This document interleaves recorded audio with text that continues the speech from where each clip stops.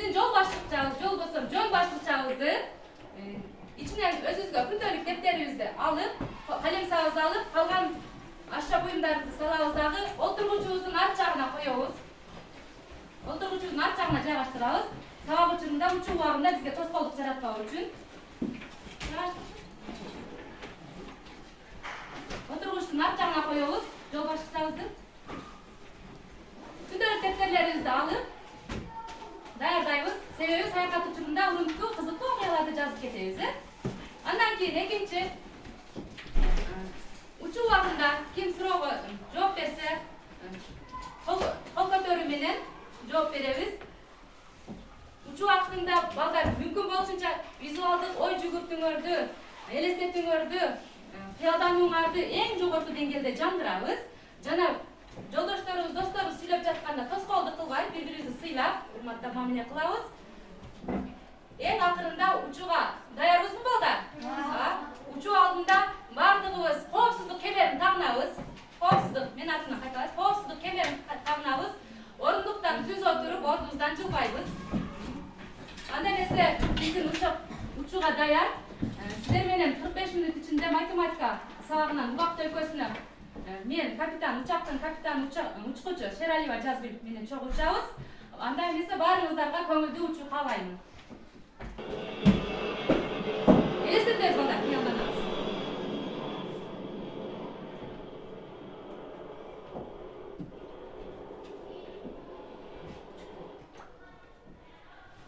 Мына эмесе балдар, учабыз асманга көтөрүлүп алды. Учканда кыйналбадыкпы? Эч кандай кыйынчылык болбодубу? Анда эмесе убакыт өлкөсүнө жеткенге чейин биз силер менен маектешип кетели, балдар.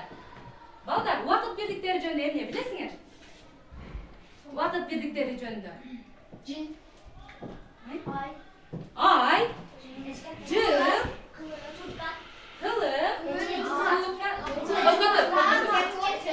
Секунд.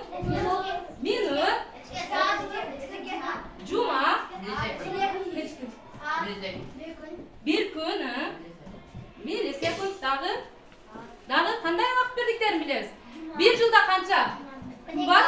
Bir жылда канча күн бар? 365 күн бар. Bir кылымда канча жыл бар? 100 жыл. 100 жыл бар.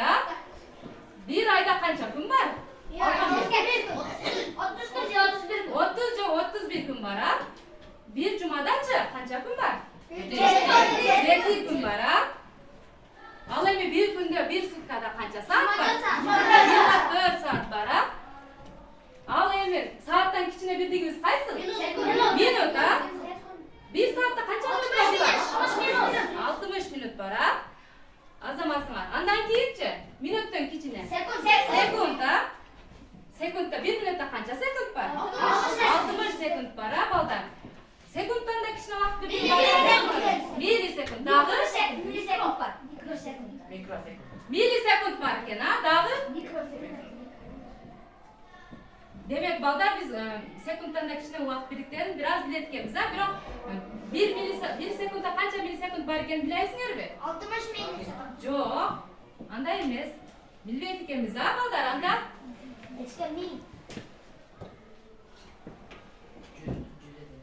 Сени карайлычы, жардам берсиңчи, 1 секундда канча миллисекунд бар экен, Биздин бүгүнкү саякатта маектеше турган темабыз кайсыл экен? Терезени көз чаптырайлычы асманга карап. Балдар, бүгүн силер менен бүгүн кайсыл темада маектешет экенбиз? Убакыт.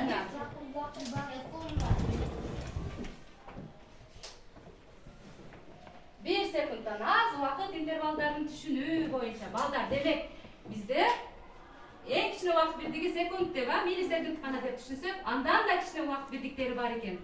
Бүгүн ошол боюнча силер менен бул жака көңүл бурабыз. Сезим басып баратканда убакытты эсепке алып, ченей ал 5 кадам таштоого канча убакыт кородот? Оюбузду айтабыз. 5 кадам таштаганга силер өзүңөр элестеттилер. 5 кадам таштаганга 5 секунд. Дагы канча убакыт кетиришибиз мүмкүн? 15 секунд. 15 секунд. 10 секунд. 3 секунд. Ошондой бат кадам таштай алабызбы? Bir degende 1 sekundda, sizler 15 sekund bolsa aябай токтоп, 5 sekunddan ар бери менен таштаган болсуңар, басканыңарда. Эми андан кийин балдар, лампаны жандырууга канча убакыт кетет? 1 sekund. Барып тургунда мен жандырып өчүрдүм, Өчүрдүм. 5. Кандай болду? 1 sekund. Канча деп ойлойсуңар, балдар?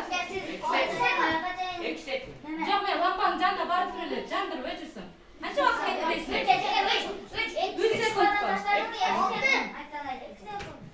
Эгер мен лампанын жанында туруп өчүрсөмчү? 1 секундпу?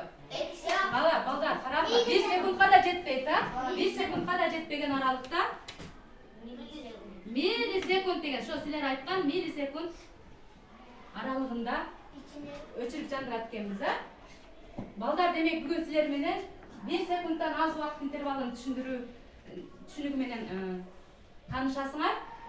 Бул жерде силерге кайсыл сөз жат болуп атат, балдар? Кайсыл сөздү? Интервал деген, балдар? Интервал дегенди кандай түшүнөсүңөр? Интервал дегенди. Бизде терминдер сөздүгү жазылат, күн сайын. Демек бүгүн терминдер сөздүгүнө кайсыл сөздү жазат экенбиз? Интервал дагы интервал деген, балдар, силерге түшүнүп берип кетейин. Интервал деген бул аралык деген. Биз азыр айтып жаткан убакыт бирдиктерин айттык, демек ар бирине аралык болуп атат, айырма болуп атат, ошол аралык айырма интервал деп аталат экен. Демек балдар, секундтан кичине убакыт бирдиги биринчи карагыла. 1 секундда силер айткан канча миллисекунд бар экен? 1000 миллисекунд бар экен. Ал эми 1 миллисекундда 1000 микросекунд бар экен. Андан кийин 1 микросекундда 1000 наносекунд. Демек секундтан аз кичине убакыт бирдиктери кайсылар экен? Миллисекунд, андан кийин микросекунд, андан кийин наносекунд экен, балдар. Демек секундтан кичине канча бирдик бар экен? 3 бирдик бар экен, Андан кийин карагыла. Демек биз ондук бөлчөктөр, ондук үлүш, үзүлүштөрдү өткөнбүз, Бөлчөктөр түрүндө дагы жазып алсак болот экен. Миллисекундду кыскартып кантип жазат экенбиз? Математикада сантиметр, миллиметр деген кыскартканда эле миллисекундду мс деп, 1000ден 1 секундтун канча бөлүгү экен? 1000ден 1 бөлүгү. Ал эми микросекунд секундтун канча бөлүгү экен?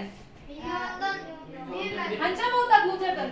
Миллиондон 1 бөлүгү. Ал эми наносекунд 1 секундтун канча бөлүгүн түзөт экен? Канча? 10 миллион.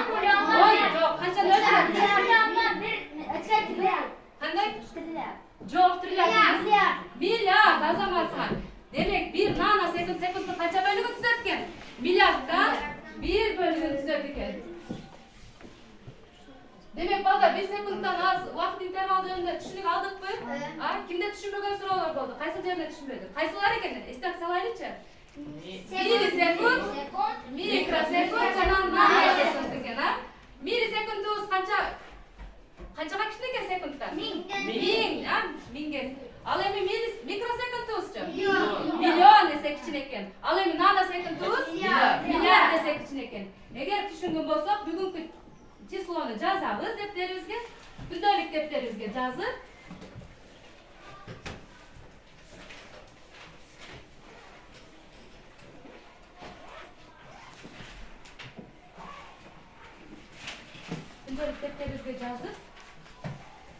жазабыз.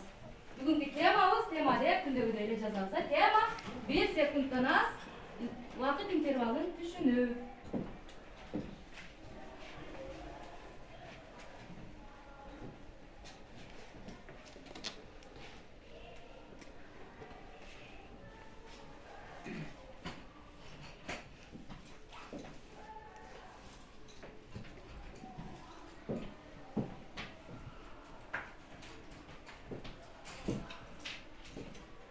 Şirketten alıp sudan